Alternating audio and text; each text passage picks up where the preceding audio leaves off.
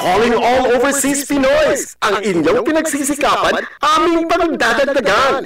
SSS Flexi Fund. Karagdagang serbisyo na palalakihin ang ipon mo. Dapat nasa maximum ang monthly SSS contribution at ang sobrang hulog mo ay maaaring ilagay sa Flexi Fund account. Safe at secured savings ito na mataas ang interes. Find out more. Visit the SSS Foreign Representative Office in your area or go to sss.gov.ph. Mag-feeling winner! Sali na sa SSS! Para sa chance na mangailangan, may benepisyo ka at yung pamilya! May sickness, maternity, disability, death, and retirement benefits ka! Sa konting halaga, panalo ka! Lahat pwede sumali! Mag-member na! Punta na sa SSS branches nationwide! For details, go to sss.gov.ph.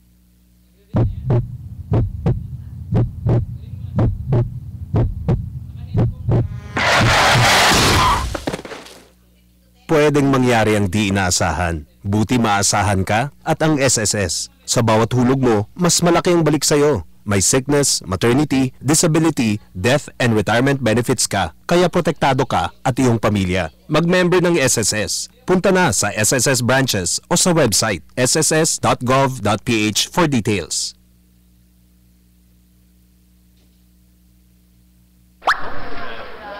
Han, nabalitaan mo ba yung bagyong nagdaan dito sa atin? Yung bubong kasi natin, kailangan na natin ipaayos agad.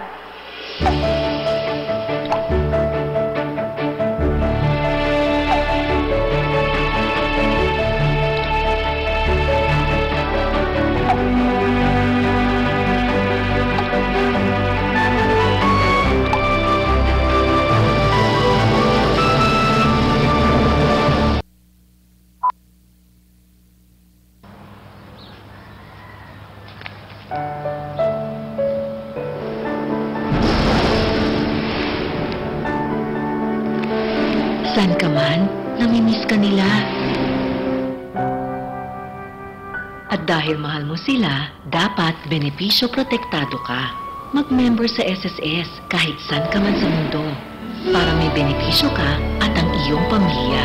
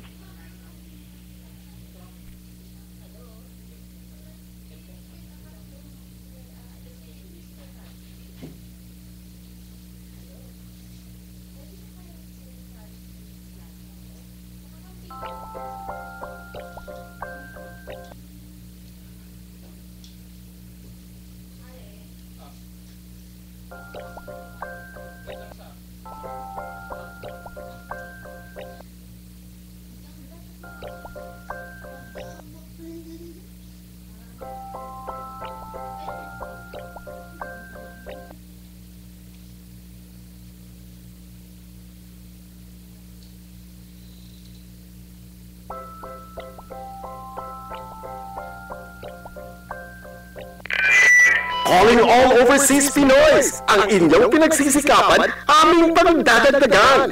SSS Flexi Fund. Karagdagang serbisyo na palalakihin ang ipon mo. Dapat nasa maximum ang monthly SSS contribution at ang sobrang hulog mo ay maaaring ilagay sa Flexi Fund account. Safe at secured savings ito na mataas ang interes. Find out more. Visit the SSS Foreign Representative Office in your area or go to sss.gov.ph. Okay, magandang tanghali sa lahat ng ating mga taga-subaybay sa ating programang Social Security System Online. At syempre, makakasama natin sa kabilang linya si Mr. Francis Lazaro na Junior Program Specialist of the SSS OFW Management Department. Sir, magandang tanghali po sa inyo. Ay, magandang tanghali din po, ma'am, sa mga listeners po ninyo. Opo. Sir, sa ngalan po ng ating program manager na si Miss Pen Nicodemus, tayo po yung pansamantalang papalit sa kanya. Ako po si Miss Ami Amar. Sir, nandito po yung ating mga naka-line up na mga topics about sa question ng mga OFWs, ano? Kasi marami po talagang sumusubaybay sa ating mga kababayan na nasa labas ng bansa. Hello, sir. Yes, ma'am, medyo malabo lang po, pero sige po, papipilitin po natin intindihin. Okay, sir. Sa first question po natin, sabi po dito, bakit po mahalaga para sa isang overseas Filipino worker na maging aktibong miyembro ng SSS? Anong taon po nagsimula na maging parte ng SSS coverage ang ating mga OFWs? Ma'am, alam po natin lahat na reality po ang massive labor migration sa ating bansa. At present, meron po around 10 million na overseas Filipinos ang nakadeploy sa iba't ibang panig ng mundo. Karamihan po sa kanila ay temporary or contract-based ang nature ng employment abroad.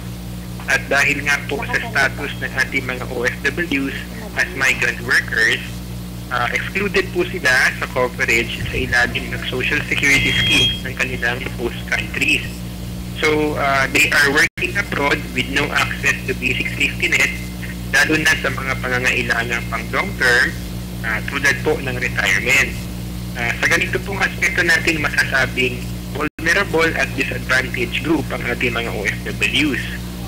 Kaya po noong August 1995, pinalawak po natin ang SSS coverage para makasali ang ating mga OFWs sa social insurance program nito on a voluntary basis para mabigyan po natin sila ng kaukulang proteksyon upang pagdating po ng araw, kung tapos na ang job contract nila abroad at kabalik na sila sa Pilipinas, may comprehensive and meaningful benefit package na maaasahan ang ating mga OFWs bilang SSS members. Okay. So, noong August 1995 po nag-start yung coverage. Yes, ma'am. Opo. Sir, tanong ko lang karugtong lang dito sa question na to. May data files po ba tayo ng kung ilang OFWs na yung ating miyembro? Kung ilang OFWs na po tayo, ma'am? Yes, sir. Sa ngayon po, meron na po tayong over 900,000 OFWs na registered na po sa SSS. And this is barely 10% po in terms of potential. Okay. Yun po. Sa kabilang banda naman, meron naman po tayong almost 400,000 OFWs na maituturing po natin na actively paying o yung patuloy po ang pagbayad sa SSS. So, bali 400 OFWs po yung active. Apo, yung mga active po, yung mga around more than 400,000. 400,000. Na yung mga nagbabayad. So, marami na rin po pala, sir. Halos kalahati na ng ano. Okay, sir, sa pangalawang question na po tayo, sino-sino po ba ang may tuturing na OFWs? Paano po ang pagre-rehistro bilang OFW member? At ano-ano pa ang mga requirements?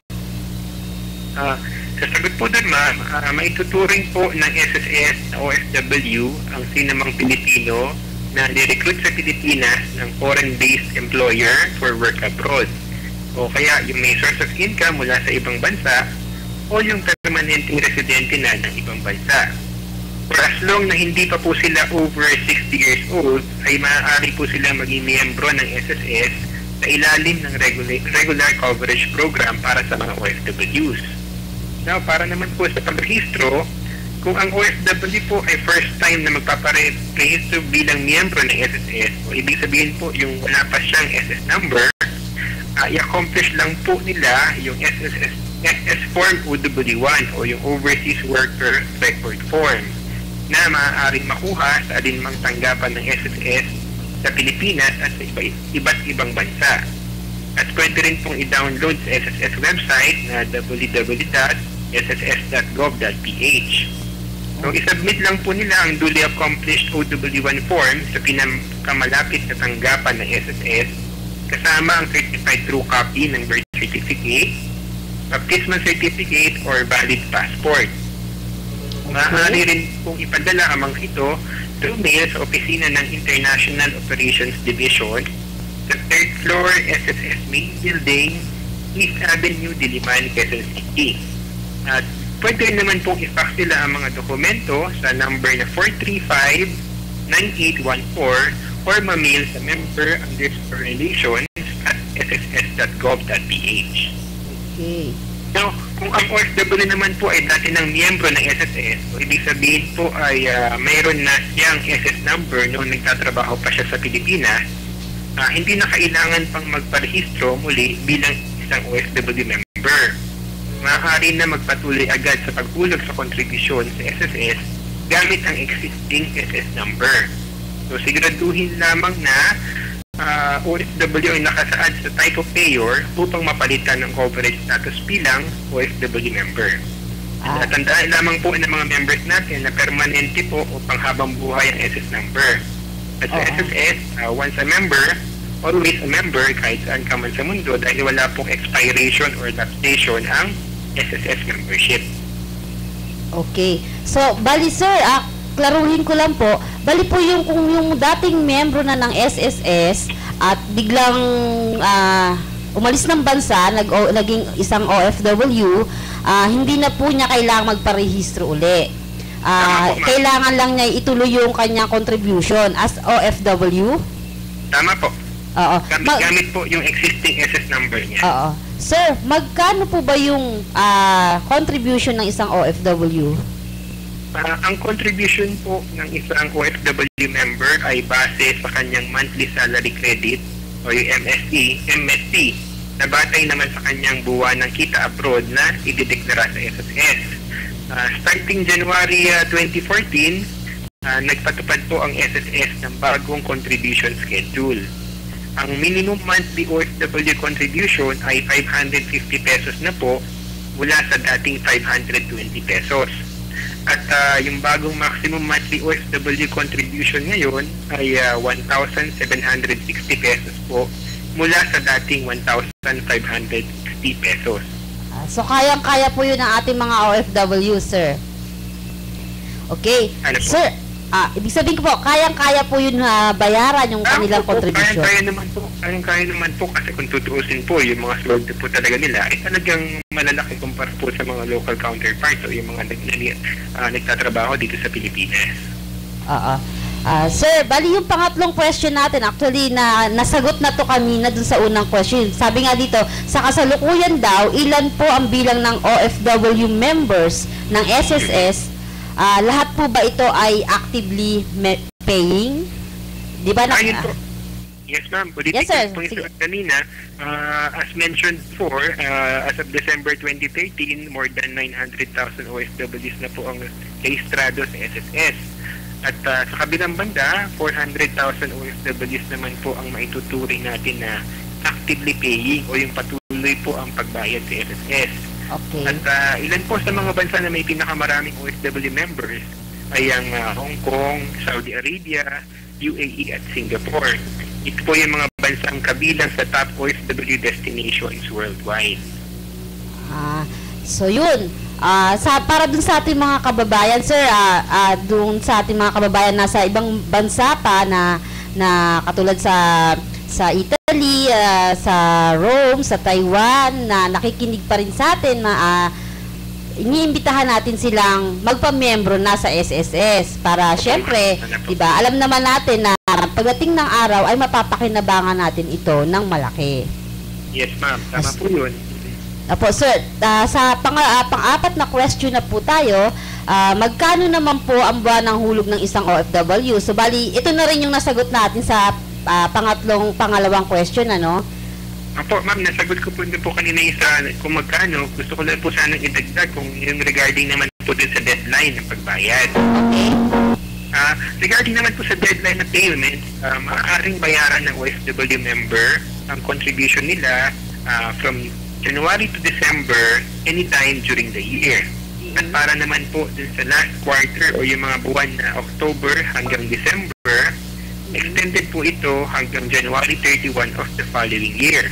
Okay. Now, in case naman po na yung deadline ay natapat sa weekend or holiday, maaari po itong ma-move on the next working day para mabigyan ng mas mahabang opportunity ng mga OFW members natin na makabayad ng kanilang contribution. Okay. So, yun. So, bali January to December, yung isang taon yon. Bali cover niya isang taon. Yes, ma'am. Apo. Hanggang December 31 po yun at may extension pa po tayo para dun sa last quarter na October to December. Okay. Mas mababa po ba, sir, ang hulog pag yearly ang bayad or same din? Paano pa, ma'am? Sorry po. Parehas lang po ba ang hulog? Ibig sabihin, mas mababa ba yung contribution kung yearly ka magbabayad? Ay, pareho lang naman po ang... So same lang rin. Okay. Yes, ma'am. Opo. Pinahaba lang po natin yung deadline. Okay. Sir, sa panglimang question na po tayo, sabi po dito, ano-ano naman po ang benepisyong maaaring makuha ng ating mga OFW members? Pareho po ba ito ng nakukuha ng mga employed members? Okay po. Bilang tugon po, kabilang po sa mga benefits na maaaring makuha ng ating mga OFWs under the regular coverage program, ang sickness benefit at maternity benefit po for female members, death at funeral benefit, and retirement and disability benefit. Ang mga ito po ay under the regular coverage program, kaya masasabing kapareho lang po ito ng mga benepisyong ino-offer din sa mga members natin locally, kaya ng mga employed at self-employed members natin. And reminder lang po sa ating mga members na ang benepisyo po na makukuha sa SSS ay batay sa halaga at dami ng kontribusyon na naihulog nila bilang miyembro. Ibig sabihin po, kung mas mataas ang hulog at mas matagal ng aktibong miyembro, mas malaki ang maaasahang benepisyo mula sa SSS. At bukod pa po sa mga benefits na nabanggit, ang lahat po ng active members natin ay may loan privileges din tulad ng salary loan for as long as nasatisfy nilang eligibility requirement para makapag-avail ng loan. Okay. Sir, magbe-break po muna tayo dito sa studio. Pansamantala po, tatawagan po namin kayo uli. Okay po, ma'am. Salamat po. Okay. Salamat po, sir. Thank you, ma'am. Okay. Commercial break.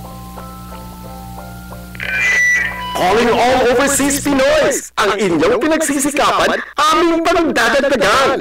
SSS Flexi Fund. Karagdagang serbisyo na palalakihin ang ipon mo. Dapat nasa maximum ang monthly SSS contribution at ang sobrang hulog mo ay maaaring ilagay sa Flexi Fund account. Safe at secured savings ito na mataas ang interes. Find out more. Visit the SSS Foreign Representative Office in your area or go to sss.gov.ph.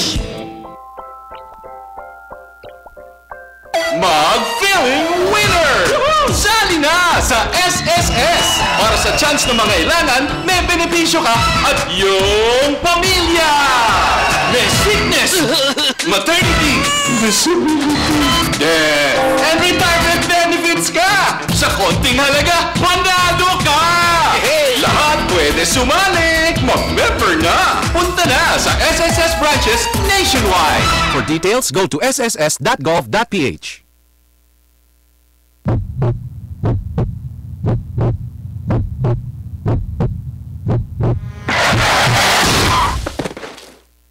Pwedeng mangyari ang di inaasahan. Buti maasahan ka at ang SSS. Sa bawat hulog mo, mas malaki ang balik sa'yo. May sickness, maternity, disability, death, and retirement benefits ka. Kaya protektado ka at iyong pamilya. Mag-member ng SSS. Punta na sa SSS branches o sa website sss.gov.ph for details.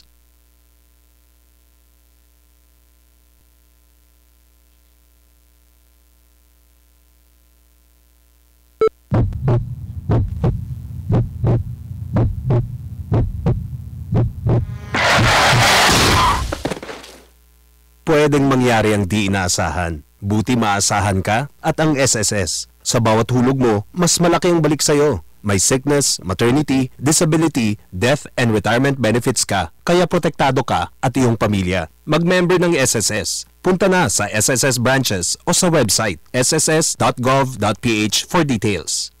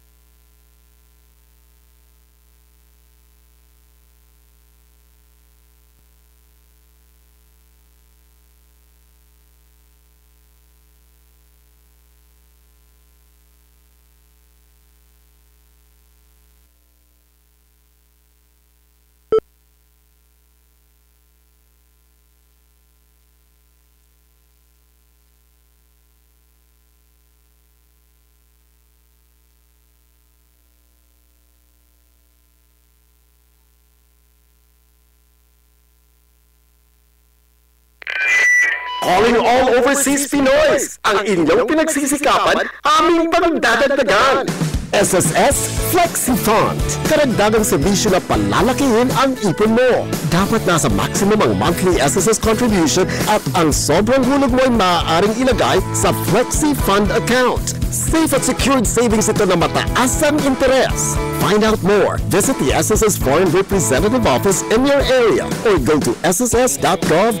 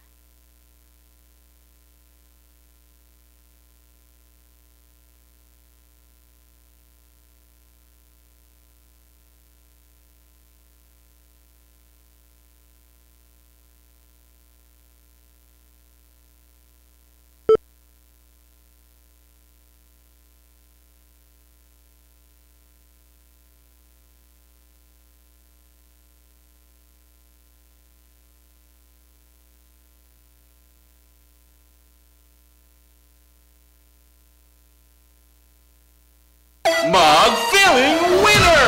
Sali na sa SSS! Para sa chance na mangailangan, may benepisyo ka at iyong pamilya! May sickness, maternity, disability, death, and retirement benefits ka! Sa konting halaga, panalo ka! Lahat pwede sumali! Mag-member na! Punta na sa SSS branch